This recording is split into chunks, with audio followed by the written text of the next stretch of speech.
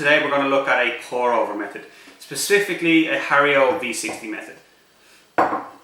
We've put together a little guide which you can stick to and brew along with us if you like, or you can use your own. But generally, as a good rule of thumb, this is the guide that we stick to when we brew up our coffee at home every day. Those are different pour over methods that you might find and different vessels that you may see. For example, you've got a mesh one that you might see with a Bodum glass. We've got our Hario V60. That's a standard kind of 1 to 2 cup model. We've got a ceramic one that we bought off a potter here in Dublin. And then you've got a larger Hario one as well, which you can see right here, which will do about 4 cups. So what you're going to need today, you're going to need some good coffee that you've ground up to kind of a medium coarse grind. You'll need a scale. You'll need a vessel or a glass that you can brew into.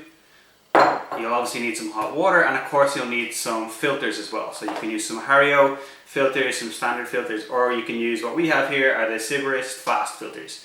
And we're going to use them today, and you can brew along with us. But the first thing that you're going to want to do is grab your scale. So we've got our scale here that we're going to use. You'll see it here.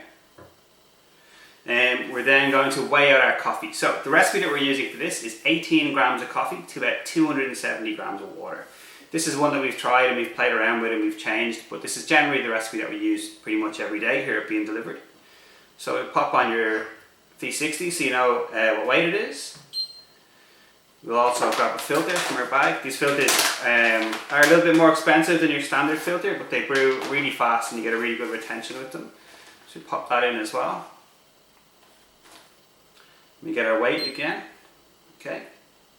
Now, what we're going to do first with the filters is we're going to wet the filters, so we're going to rinse them. So for that, we're going to use this little pour over. So we've already weighed it, so we'll leave our scale there. We'll grab our water, which we've boiled recently. And we'll just give it a quick rinse. Just to take away any paper taste that may occur or maybe in it, so we don't want to taste that in our coffee, obviously.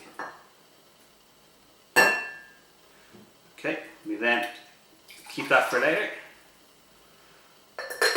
Alright, so pop that back on.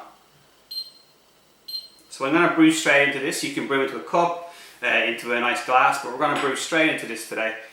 So the next step that we want to take is we're going to weigh out our coffee. So we're going to put in 18 grams. So the scale that we're using has an app, so we can see beside us here how much we're weighing in.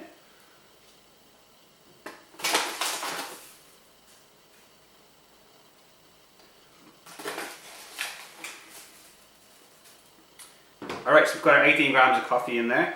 The next thing that we're going to want to do is we are going to pour some water in. So we want to pour in enough water to allow it to bloom. So you usually get about a 3-to-1 ratio. So if it's 18 grams of coffee, we'll pour in between 50 and 60 grams of water to let it bloom. Pour it in at a nice slow pace. There we go, so we're at 60 grams. So just give it a quick shake to make sure it's all blooming and the water's getting around all the coffee. And then we'll continue. So we're going to go over 270, nice consistent pour. Try not pour on the paper if you can. Pour in the circular motion around the edges. That way it'll be nice and consistent, and the coffee will be, you get a consistent flavour and a consistent bloom of the coffee.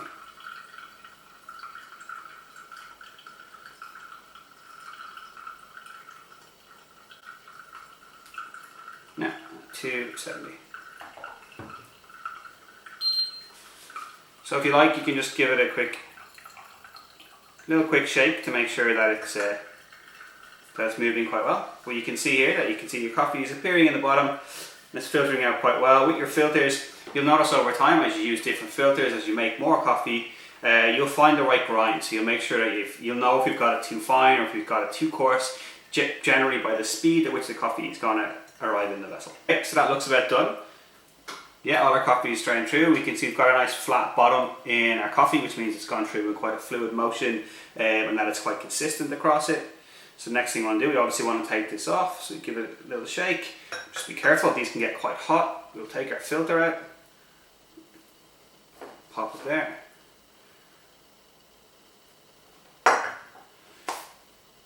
So here we go, you can see it nicely finished. We've got our coffee here. Looks really good. Great in the server. And there you have it. Really quick, really simple way to brew some really good coffee at home. This is a really simple pour over method and one that you can use every time.